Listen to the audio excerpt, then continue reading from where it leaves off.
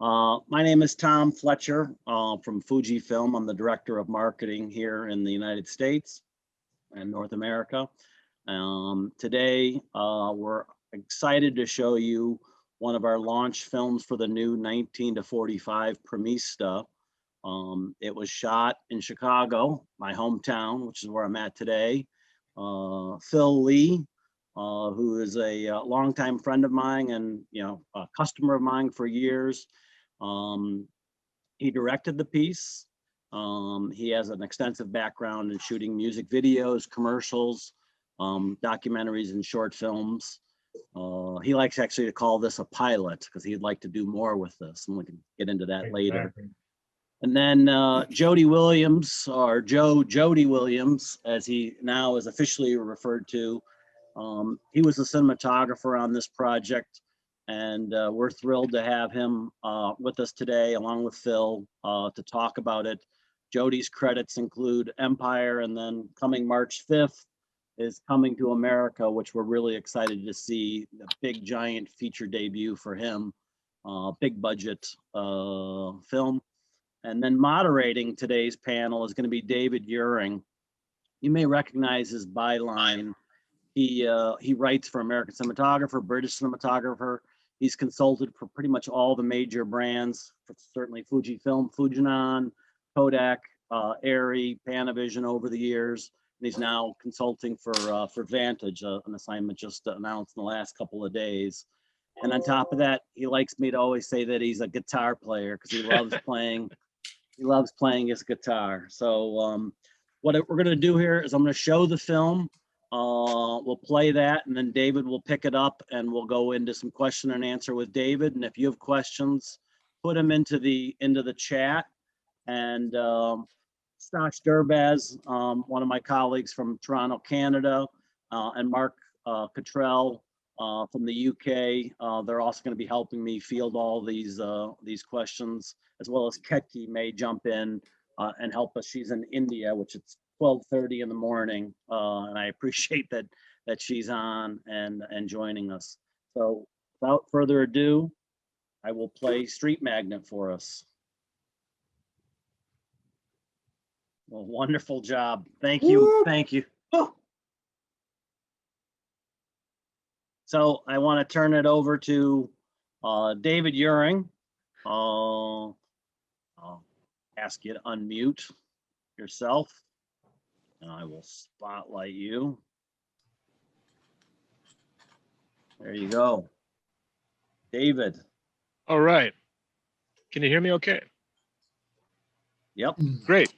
Fantastic. That was really quite an eye-opener there. Phil, I wanted to start with you and ask you about the genesis of the project. How it got going, how you got started, how you had the idea for the script, and tell us a little bit about your relation with Jody and how your initial talks about the way it should look. Give us a little bit about how things got started. Okay. Hey everybody. So this basically started. I got a call from Jody saying that he had talked to Tom about this new lens and that they wanted to kind of do a promo for it. And I was like, this is great. He asked, did you have anything? And I was like, yes. So we had something totally different set up to shoot. And initially, the feedback was pretty good about the story. And then as we got a little bit further into it, it was a short story about, something that had to do with kind of the current situation with COVID. And, the back and forth, Fuji and the guys were saying that, we don't know. And so like, they're just like, do you have anything else? And I was like, this was like a Friday. I was like, I'll have something Monday. And so I wrote Street Magnate. And so it was really interesting because I didn't really get a chance to, go through any kind of approval process with anybody. It was just like Monday came and I was like, here it is. And they all read that and was kind of like, okay, this is great. Well, let's go with that. And so it's funny how this story kind of came out of nowhere, out of basically 2 days of trying to figure out what to write that was kind of relevant to today. And that's kind of how we ended up here. Tell us a little bit about your background, Phil. How did you get into the business? How did you first get to know Jody? Give us a little bit about what you're bringing to the project. Okay, so I actually got into the business. I went to University of Iowa, and I was a collegiate athlete. So playing football at Iowa, like ESPN or ABC would roll up every Thursday, and I went into one of their remote trucks and was completely blown away because it just seemed like every wall, every inch of the walls had a button on it. And I was just kind of like, how can anybody know what all these buttons do? So, at some point I went to my guidance counselor and he was like, dude, you got to pick a major. You got to do something. And I was like, well, I was in that remote truck at the football field. And he was like, all right, so you want to do intro to TV, film, and radio. And I was like, okay. And so I started taking classes, and I kind of fell in love with it there. When I came back, when I graduated and moved back to Chicago, I started working as an assistant at a company called Avenue Edit, and eventually worked up from from tape operator to assistant editor to editor. And so I started as an editor. While I was editing, I was still kind of shooting music videos for friends. And I actually met Jody on a feature that he operated on called 1 Week. And it was really interesting because, in the 90s, the whole film was shot with tails from Colombia. We had like 70-foot loads, and we shot this whole film in 35 millimeter. And the director never said cut because we just didn't have film. So like it was always a run out. So me and Jody have gone way back to like when we were shooting on 35 and Super 16. And but yeah, long history with Jody and I. Yeah. So Jody, tell us a little bit about your background now. You went to Ohio University, and then you got hooked up with Spike Lee and Ellen. Tell us about that journey. Well, yeah, I went to Ohio University, and I studied telecommunications as an undergrad. I was kind of interested in video and shooting. I did a little bit of still photography. But once I got to OU and started focusing in on,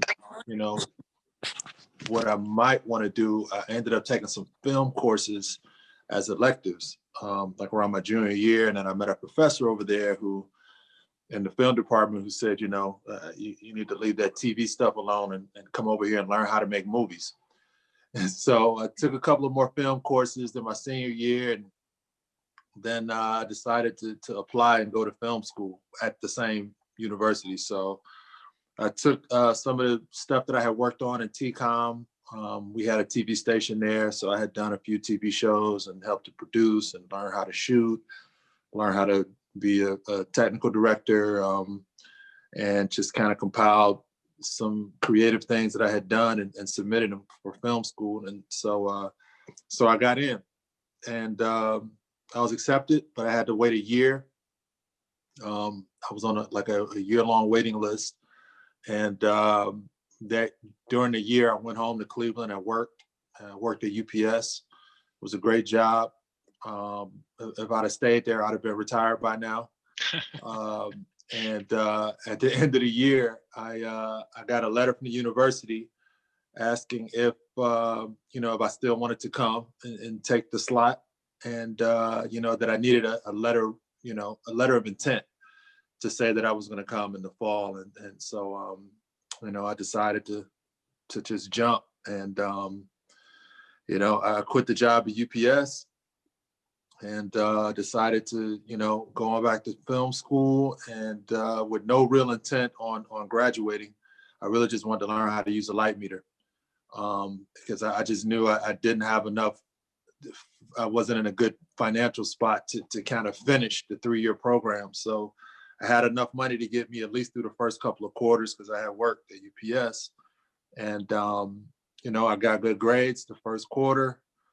Then ended up giving me, the school gave me a tuition waiver because I got good grades. And then they ended up giving me a job. I just kept hustling and scratching. And the next thing you know, I had 3 years under my belt, and I had shot a bunch of student films and gained a lot of experience. But when I got out, I just had no misconceptions that I was just going to come out and start shooting multi-million-dollar movie. So, I came out and started as a camera assistant and as a loader, camera PA, moved to Chicago, and ended up meeting Spike. I worked on a few independent things. I think I met Phil before I ended up meeting Spike. And I ended up meeting some independent filmmakers around Chicago, and got on 1 week because I used to pull focus for this DP and Jeff Brown, and ended up working on that and operated on that. It was my first time really operating on a feature, so I got some confidence on my skills. But I still continued to work as an AC on bigger projects, and then I ended up getting on a junket that was doing Spike Lee's movie, He Got Game. So he was in town promoting that movie, and I was with a video crew that was shooting a junket, and went in, helped set up the lights for it, and I slid Spike my card, and I said, "Hey man, look, I'm a cameraman, I shoot, I AC, I could do it all. I love to come out to New York and work." And he looked at me, he was like, "All right," and he put the card away, and that was it. He didn't give me any extra, questions. He wasn't inquisitive about my background or anything. And so he put the card away. We started wrapping up the lighting and everything. And as we were leaving the room, and I was like, "Hey man, look, I'm serious. Don't forget." And he kind of looked at me and he was like, "All right, I got you." So about 3 to 4 months later, I totally kind of moved on from the encounter, and I got a call from Ellen Kuras, and she was like, "Hey, I got your, I got your info from Spike. I'm getting ready to do this movie, and he told me you're not in the union, but if you want to come out, you can work as a camera PA, and then maybe work your way up." And I was like, "Absolutely, yeah. When do you start?" She was like, "Well, I kind of have to apologize because I had the car for a while." She said, "But we start next week." I was like, "All right, I'm there." So we got in the car, drove out, and then started meeting people in New York. And I showed up on set. And Spike looked at me and he was like, "All right, I guess you're serious." So yeah, so then it kind of continued to grow from there. Yeah. That's great. When the pitch comes, you got to be ready to hit it, man. That's right. Yeah, that's it. Luckily, I had my wife at the time was from New York, so I had a lot of in-laws out there. So I had somewhere to stay. When I drove out, so that definitely helped. Make the transition a little easier. Yeah. Cool. Now, Jody, I want to ask you. We talked about coming to America a while back, and we were making the point that it doesn't really matter what the budget is. There's never enough time and money. You got to make it work no matter what. Now, coming to America was, as far as I can tell, the biggest thing he shot so far. Yeah. And even that, you kind of got squeezed on the time, and then you got some days taken away, and there was a lot of different styles and things on there. But now here you are on this project, which I assume is a few days and not a lot of money and not a lot of time, and an independent shoot. Tell us about making it work no matter what the budget and the scale of the project is, and how that applied on Street Magnate. How'd you make it work with what you had to work with? Well, I mean, initially when Tom called me, about the potential of doing the project, he presented, the scenario in terms of promotion of the lens, and it was, and it was a zoom, it was a wide zoom, which I was, already kind of interested in.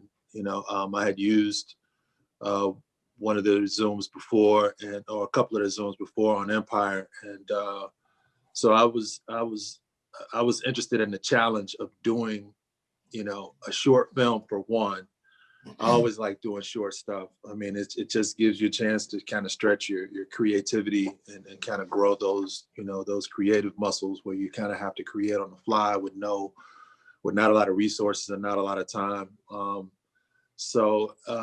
the fact that, one of the one of our challenges was to kind of use the lens and nothing else. So I love that kind of stuff. It's the puzzle, and I think that's partly why DPs shoot and probably directors direct, because I'm attracted to the construction part of it. So the idea that like, okay, yeah, well, absolutely, let's use this one lens and let's do our close-ups, our wides, and everything on just that one lens, and not have it's just a great challenge. So knowing that we didn't have a lot of time, a lot of hardly any money, and then talking with Phil about the original concept that he had, which was probably required twice as many days in reality, but we were ready to take it on. But then we had to reroute, and we went with this concept, which was a little more doable within the time frame. It just felt right, and it's just one of those things where it's particularly like a lens like this that it's just such a great focal range, because I love doing close-ups with wide angles, so I've always been attracted to that, and vertical lines, and trying to get in as many tricks and things as we could, using a techno, using a Steadicam, and then just having the one lens. I'd like to do a feature like that, you know what I mean? So but of course the versatility in a lens like this just lends itself to having all of those kind of parameters, where you kind of got to make decisions fast, and you kind of have to execute quick. So there's not a lot of changing, or there's not a lot of waffling, and it helps it to have experience, but it's just a great versatile lens that allowed us to make changes with no money and make adjustments, and then go from conversion from the Technocrane going right to the Steadicam, and then going handheld and some stuff. So I just love versatile, and it's lightweight, so but yeah, so though I think the experience helped, my TV experience helped with that kind of stuff. Phil's creativity, his openness to explore ways, simplicity. Ozark was one of our inspirations for the overall look and the feel, the tone of it. So even our daytime exteriors, we wanted to kind of have them kind of heavy and weighty. So in terms of the wide angles, having these these vortexes that where you can kind of see the lines, and using the landscape, the city as a landscape. It's just it was a great opportunity and a great challenge to kind of get into using the one lens with Phil. I wouldn't do that with most people. I would have passed. Yeah. So Phil, pick up on that, if you would please, and elaborate from the director's standpoint. And I think it's also interesting, given your editorial background, and you edited on this project, and how did that all feed in with what Jody was talking about in terms of the single lens, the ability to move quickly, and get the look that you were after. Yeah, it's so funny. I don't know how I forgot this, Jody, but I don't know if you remember, we used a Zoom about 4 years ago. We were doing a promo for TV1, and we shot in Vegas, and then we shot in St. Martin. And this Zoom lens that we used was like 3 feet long. I mean, it was the Optimo. It was the heaviest. It was the monster. Oh, that's great. You thought it was kind of nice, but it was huge. And now looking back, the lens that we used on Street Magnate is not that much bigger than a prime. Yeah. And I remember thinking, this is a great lens, but like it's like putting adding a trailer to a truck. from a camera standpoint. So like I can't believe I forgot that we shot with that huge Oh, lens. that's a great story, dude. And we traveled with that thing. Yeah, it's freaking 3 feet long. It was massive. So like Zoom.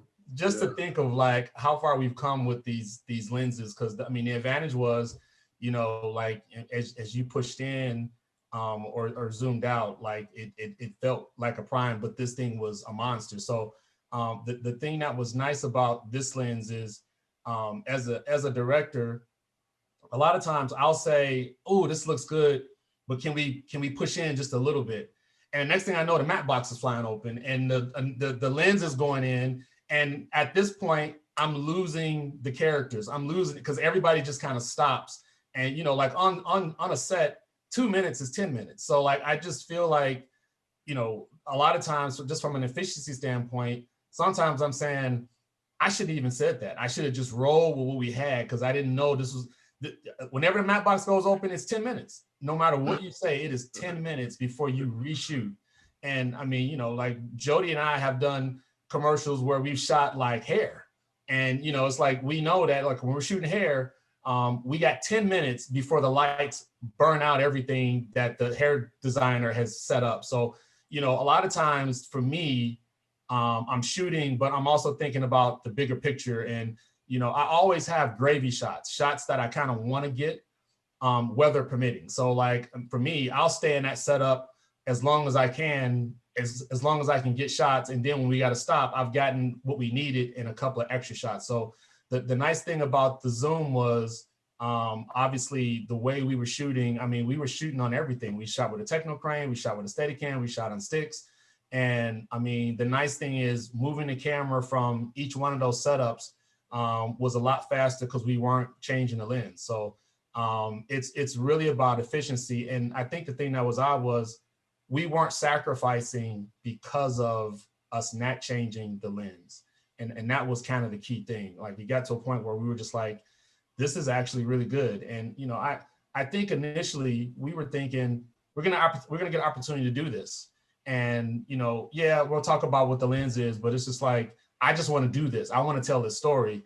And while we're shooting, I'm like, this actually really is kind of efficient. Like, you know, it didn't end up being a talking point. It was just like, I was at a point where I felt like I was shooting with the lens. And I mean, I just didn't have to change for anything. So it was nice.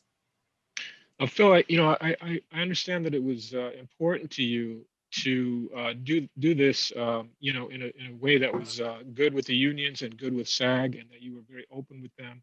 And I think if there's, you know, aspiring filmmakers on the call here, they might want to hear about how you did that. You know, as an independent shooting a sort of a small run and gun thing, you did it straight with the unions, right? You know, tell me why you did that and how it worked and what that entailed. Yes.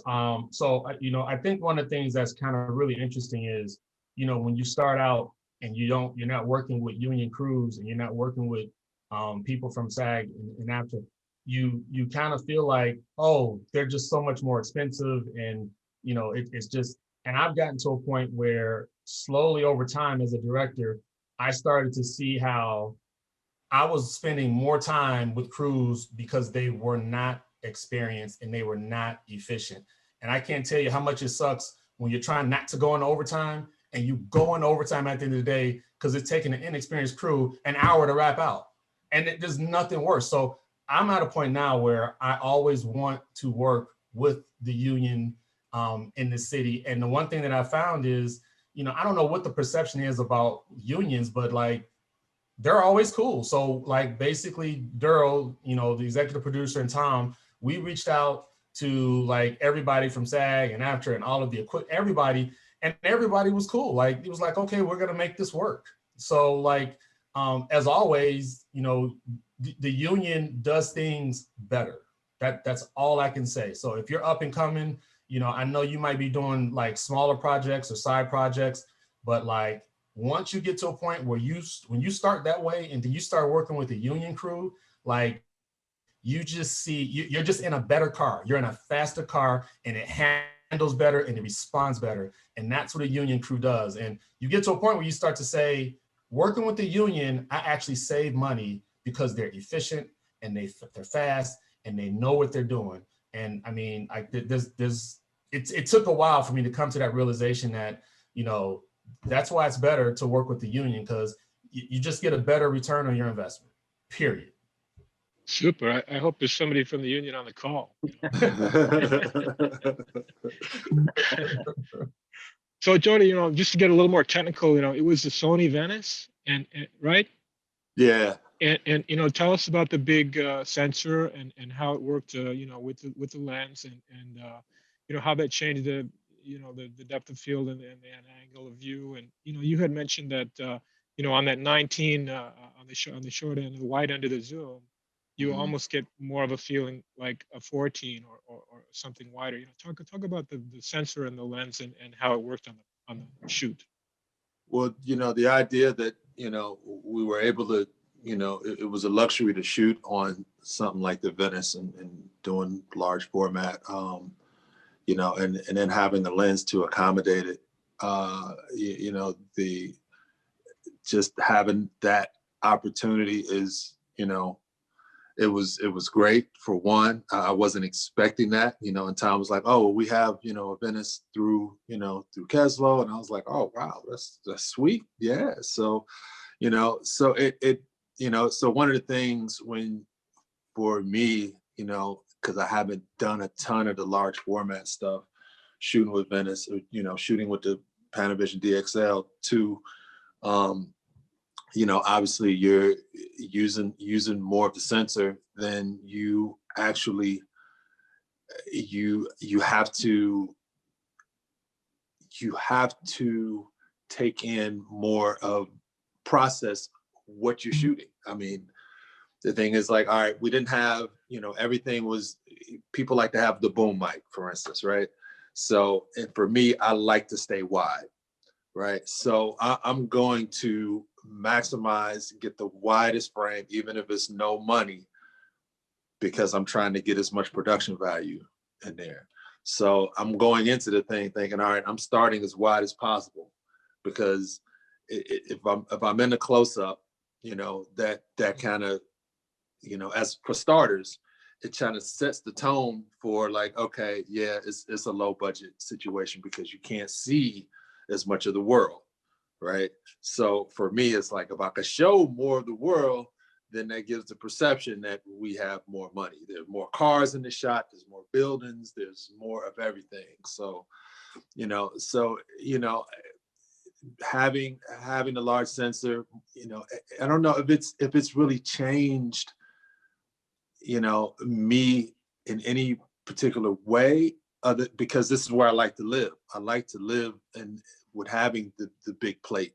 You know, I want to have the big plate, even if it's a close up. You know, I like to be as wide as possible on the close up. So it's just provided an advantage, you know, particularly having this lens and being on the wide end of the lens, without having any kind of weird bowing or anything like that as you pan, you know, from right to left, or especially when you have a lot of verticals, you know, like we're in the hallway and we're shooting shots, you know, there's long hallways, and then there's corners, and then there's, you know, there's all sorts of architecture above, you know, this horizontal thing. So there's horizontals and verticals working everywhere, even on the exteriors and the interiors. So, you know, I love to kind of try to exploit that and push it and see, you know, how far, you know, we got the points of buildings coming together in the middle of the frame, you know, like, you know, so I love playing with that, with vantage points and stuff like that. So I think, you know, with the large format, with the, you know, with the wide zoom, it just allows you to play with it without feeling uncomfortable. I never felt uncomfortable, you know. What about you, Phil? You know, tell us about how the large format affects your thinking, your thought process. You know, maybe tell us about that techno shot that we just saw a little bit of there. Well, I guess for me, like, so one of the things that I will do on a regular basis is whenever a new camera comes out, I'm always asking, like, Jody, like, what do you think about this camera? What do you think about the Venice? Or what do you think about the Alexa Mini? And I'll do the same thing with lenses. You know, me and Jody shot some stuff for Army, and you know, I gotta defer to the person who eats, sleeps, and dreams lenses and cameras. Like I as a director and an editor, I could tell you about a lot of things, but so for me, I'll get that information from Jody, and you know, we do a lot of planning before, like we were talking about the look that we wanted. And based on the look, I mean, there's the feel of Ozark was interesting because like on a daylight scene, it's got an ominous blue tone to it. And so we were trying to kind of emulate that because the dialogue that they were having, we wanted it to come across as ominous in the beginning. And so even though it's a nice sunny day, we wanted the environment to still kind of have an ominous undertone.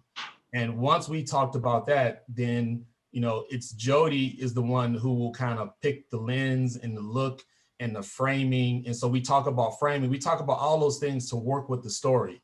And we do that in pre-production, because once I'm shooting, I don't really know all the things that are going on from a technical standpoint, because I am just focusing on performance. So the beauty is when you work with a great DP, I should not have to be figuring out the technical side of it, or is somebody in focus, or I'm telling Jody, I want to go from this focus to this guy. And I tell him that once, and then I'm just focusing on the performance. So I feel like a lot of times, one of the things that I learned as a director is I have to delegate those kind of specific techniques to those people who do that every day, so I can focus on the performance. So when we talked about like the look and feel, you know, at the same time, we were saying, okay, we got to pull this whole thing off with this one lens. And I really don't know how it really turned out until I get that lens into Premiere. And then I'm looking at the lens in Premiere and going, oh, this really is good. And then I'm talking to Kelly, our colorist, and she's like, oh, I really like the range that I have on this footage. So, you know, a lot of it is, it's like when we were shooting 35, you didn't know what was in focus because you couldn't see what was coming out of the camera. You just had to hope that your focus puller was making it right. And so a lot of times you plan it, and it's all in the planning, because once I'm on set, I couldn't tell you what was going on behind me. I couldn't tell you what was going on with that camera in a lot of instances. So, I mean, for me, I'm all about the performance at that point. So, you know, Jody and I had a lot of conversations about the look and what we wanted to do. And Jody was the one on set, and I can hear him going, I like the lines of that building, and I like the way we pulled down. I like the bouquet. I like all, and I'm like, I got a performance. I hope you're good because I got what I got. And so it's weird how I got to let go, because I mean, I remember I used to try to start. I remember there were times I was directing stuff and I was loading the cards and I was doing the stuff, and things were just falling apart because I wasn't focusing on what was happening in front of the camera. So for me, I can say as a director, I know all that stuff that Jody knows. I do not, and I need to defer to Jody so I can focus on the performance. So I don't know if I answered that question. Yeah, that was great. It doesn't matter. That was a great answer. Even if whether or not it had anything to do with the question, I don't even remember. But thank you. And I added Kelly, the colorist, into the Okay, video great. there. So Yeah, and you know, I wanted to ask about the color, but I wanted to also say, you know, everyone feel free to you know to send a question via the chat, and we'll try to get it in. Sound good, Tom? yeah. Okay. So Jody, you know, tell us about the color. You know, I think that was super interesting about the sort of the blue ominous cast. And when I first watched the film, I thought, oh, you had a nice even overcast day. But now I see that shot, and no, it wasn't overcast. It was No. just God, you kind of made it feel like that, you know. Yeah. Yeah. Well, the thing, you know, I think, you know, we talked about the inspirations early on, you know, the story, you know, and then the underlying story about perceptions, you know, and how people perceive what people do for a living, you know, young Black men, you know, working, you know, dressing a certain way, carrying them a certain way, but then having certain knowledge. So, you know, just this whole idea of a mystery, you know, and not really knowing, you know, the book, you know, or judging it by the cover or whatever. So so, you know, it just seemed to kind of come together the more we kind of talked about it. And, you know, and then I was inspired by the Ozark, and I felt like, yeah, that tone, the symbolism there works with, you know, the symbolism in Phil's story, which I love. And I think, you know, I'm looking forward to expounding on that, you know, in either some feature or series or something. But that, you know, the story symbolism working with the visual, you know, color palette symbolism. You know, there's a ton of other ideas, you know, I think, you know, you could play into there, you know, with more time and money and whatever. But yeah, those were the main things. And, you know, Kelly Armstrong, our color is, you know, it is priceless. I can't put, you know, I can't say enough about her. I mean, she deserves as much credit as I do in terms of shaping the look on this thing. You know, her brush strokes are, you know, it's just awesome. So her being able to execute, you know, right on top of what we were hoping to achieve. You know, of course, you know, we use some ND and some, you know, some glass filtration just to kind of get us in that direction. But having her come on and really do the magic that she does, you know, I'm eternally grateful every time I get a chance to work with her. So, so yeah, you know, I think once Phil kind of, you know, bought into, you know, what I was thinking that could work with his story, you know, it was like, all right, cool, yeah, we're in agreement on the direction of it. Now let's just execute, and then, you know, hand it over to Kelly and you know, let her know where we're trying to go and where we want to accentuate, you know, and bringing the trees into a certain tone, the bricks, you know, the sky, you know, even in the shadows, you know, in front of the building, inside, you know, all of those areas, you know, she was really masterful in that. So, well, I'll jump in here. Please You do. know, when Jody and Phil bring you something, you know you're going to be in a good spot right when you begin. So, you know, I'm ahead of the game already. But I worked on DaVinci. Someone asked, I work on DaVinci Resolve. And I think you can see by the piece that pretty much every scenario or gamut is covered. You know, we're in low light, we're natural light, we're in large vista, we're, you know, interior steady cam. So we kind of covered a lot of bases with this. And I never felt backed in a corner. I always felt like I had a great range to work with.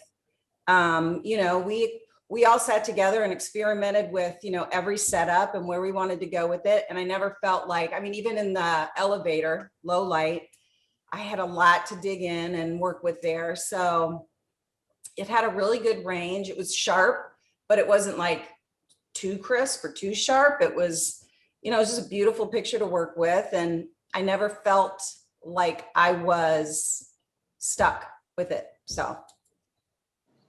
Yeah. You know, speaking of the elevator, it's interesting because, you know, unfortunately with like a short story, you don't get a chance to kind of really elaborate on character. Initially, it was like, I wanted to do something in low light.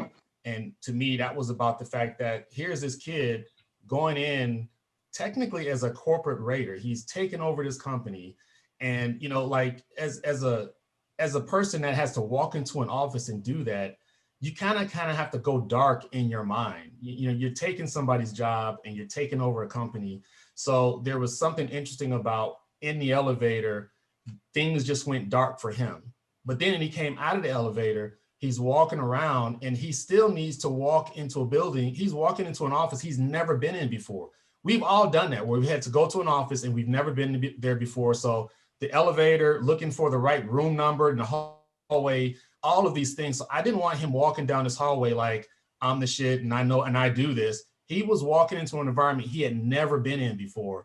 So like, you know, Jody and I had talked about The Shining and those hallways and how to make these hallways somewhat ominous, but at the same time, somewhat uncomfortable for him because he's still technically a little out of his element. So like, unfortunately in a short, it all happens really quick, but like we kind of talked about the hallway, the elevator, outside, inside the office, and just really the range of emotions that he was kind of dealing with. And that was really nice about this lens.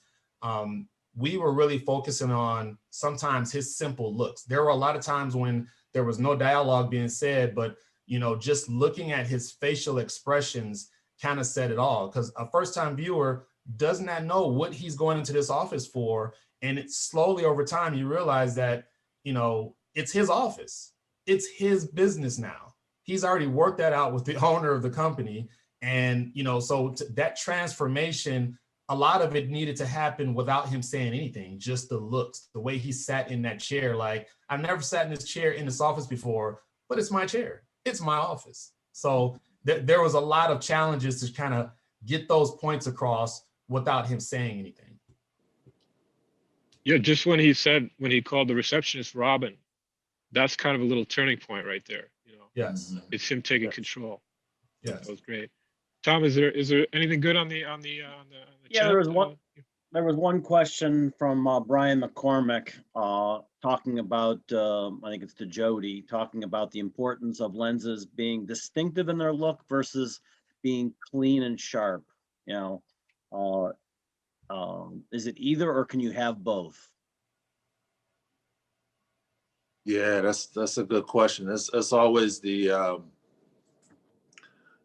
that's always kind of the focal point when shooting digital, since we're in this digital world and you have these amazing lenses that have all of this technology and range and ability to do so much and get so much information to the chip, is that you're looking for something with just a little bit of character or a little bit of roughness, and this lens, even though it is clean, I still found it to have, a little character in it. You know what I mean? I think the most attractive thing for me was opening it all the way, turning it all the way to the widest thing. Like as an AC, like I used to pull focus, and one of the things for me was the turns on the barrel. Like, all right, if I'm turning, the lens is breathing, it's moving the matte box, it's all of that kind of stuff that I get concerned about. So I would never open it all the way wide, just to give myself a little room. And with this thing, I could be all the way at the end. My focus puller didn't have any real issues with that. And then, but as clean as it was, it still felt like it had just enough texture for me to not feel so digital, and again, a lot of that is going to just come with lighting, as well. A lot of it was a natural light, and then playing with the ND, so you can have some shallow depth. So it's ways to kind of get around it. But again, I think, obviously you're going to have more issues when you try to go too far and try to get, some of these older lenses to, you have to weigh, what are you really dealing with? All right, I want to go old lenses, but, may or may not work, the flange is off, there's such a range of possibilities for things to go bad. And then even changing, when you're changing lenses because you're trying to do something really cool or whatever, and you go from one focal length to the next, and then you end up sacrificing something. There's color, there's changes, with the coating and all of these things. And you got to change the rods, the rods work with this particular, and that's time and all of those things. So you're going to have to give up the time to have all of that, and you need somebody that's experienced that can handle doing those things. Or, the world that we live in now is you don't have it. You just don't. If you got a $5,000 budget or you got a $50 million budget, you just don't have that kind of time. And it's all about getting content. How much coverage can we get? Productions are always asking for coverage, unless it's a studio or a producer that trusts in the vision, that says, we don't need a lot of coverage. We want to just tell a good story, and that's where I like to live. It's like, yeah, let's tell a good story. You know, we can give character to the shots or to the frames, but we want to make sure our look is consistent. You know, so that's, you know, that's kind of where I live. I like to live in consistency, simplicity, and then good storytelling. You know, That's So- great. Go ahead, Tom. I was just gonna say, do we want to open it up to anybody else that has a question? Feel free to speak up.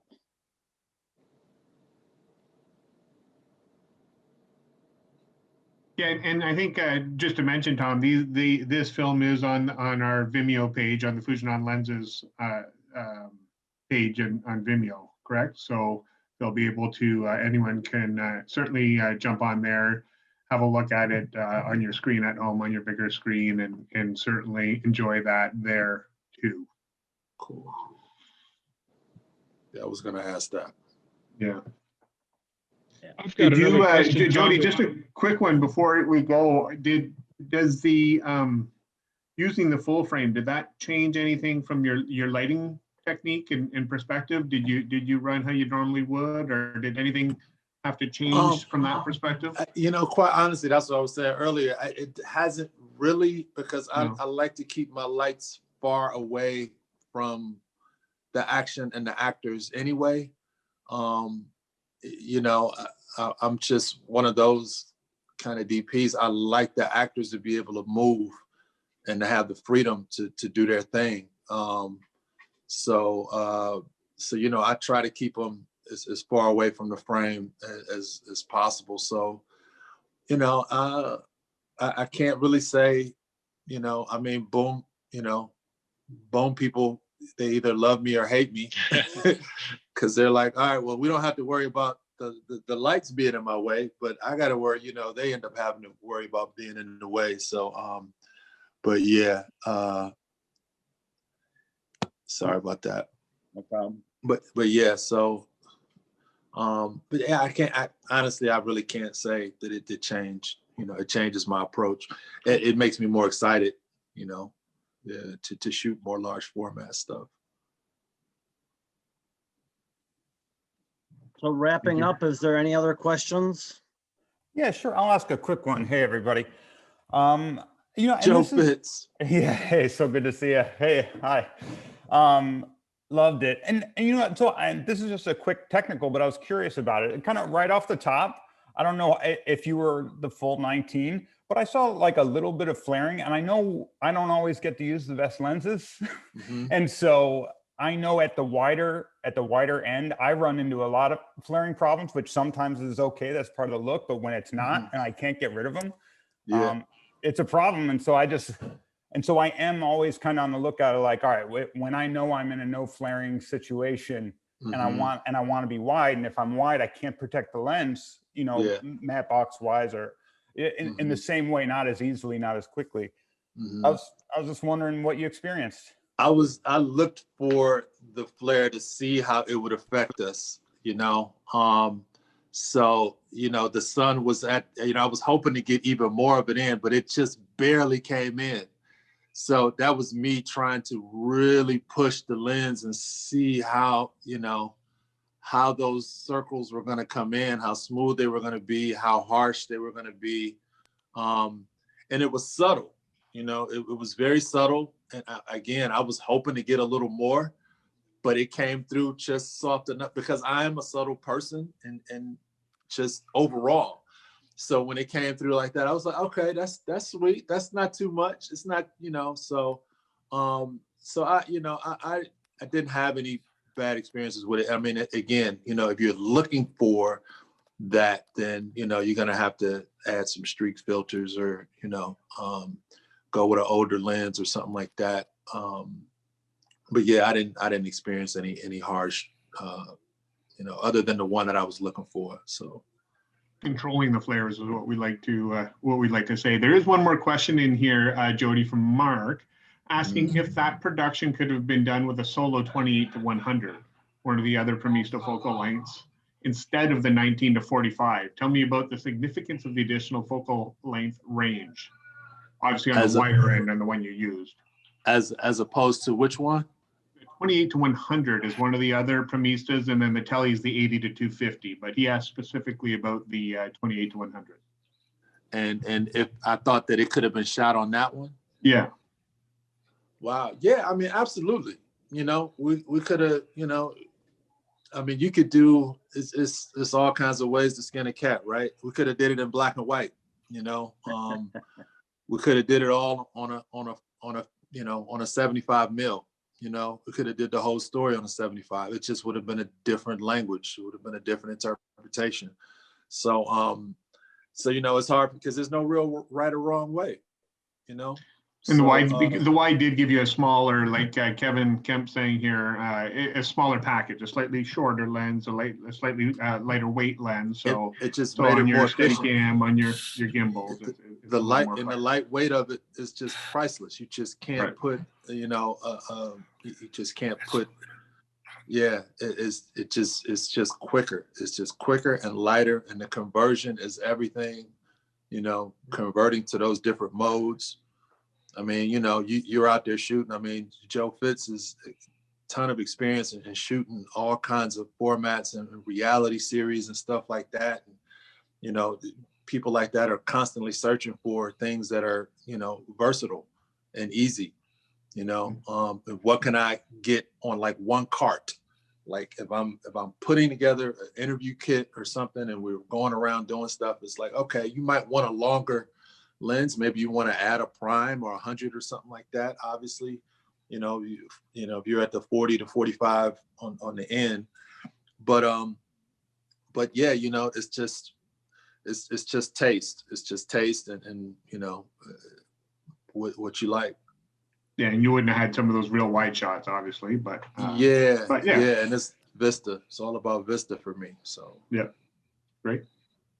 Well, I think that covers most everything in the chat, Tom. And I think, yeah, I just want to say thank you to Phil and Darryl. Manuel was on the call. He did a lot of the work from the producing, and producing this during COVID was not an easy task, and keeping everybody safe. Right. And I want to say real quick that we were moving along with our production, and when it finally dawned on us that we actually need to take the specific steps to keep everybody safe, it was kind of a oh no. And but talking to SAG, they kind of have this very specific blueprint of how you shoot and what you do with the production based on COVID. And we had to get everybody tested. So everybody on the set was tested, you know, a day or two before. And we had a COVID czar on set. And there are plenty of times when I'm directing and, you know, sometimes when you're talking and people don't understand what you're saying, I would pull a mask down and she would be right there to be like, pull that shit up. And, you know, she's walking around and she's putting hand sanitizer on everybody. And, you know, as a director, I am guilty of doing probably what most directors do. You're trying to get as much as you possibly can out of the production.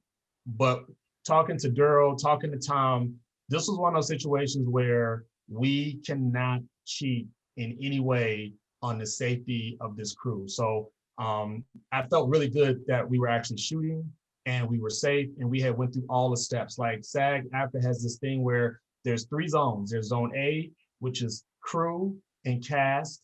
And then there's zone B, which is like other parts of the crew. And then there's zone C. And if you're zone C, you're not on part of the production. So it was really nice to know that we were in these cubes that were safe zones as we were doing our production. And we had somebody that was constantly reminding us to keep your mask completely on and and just having her around just kind of kept everybody safe. So I just want to give kudos to everybody because, you know, this production means absolutely nothing if somebody comes to set and gets sick or somebody comes to set and spreads it to somebody else. So it was a challenge to kind of do this production in October and keep everybody safe, and we did it. All right. Well, thank you, everybody. Thank you, David, for moderating this, and appreciation to all the cast and crew, and very much appreciate it. So thank you, Don't forget you. a shout out next Thursday at the same time. We'll be doing a European short film as well that was shot with the support of our friends in the UK. So certainly on your invite to this one, you would have seen the link and the RSVP for next week as well to see the winner shot by Adam Shazinski in the UK called Adrift. So Thank you, Thank guys. you. thank you, everybody. Thanks, Jody. Thank you. Appreciate it. Thank you, you. Phil. Thank you, Darryl. Thanks, guys. Take care. Everybody involved. Kelly, wonderful job with the color. Thank you. Right. Thank you, Cal. Thank you, everybody that joined us.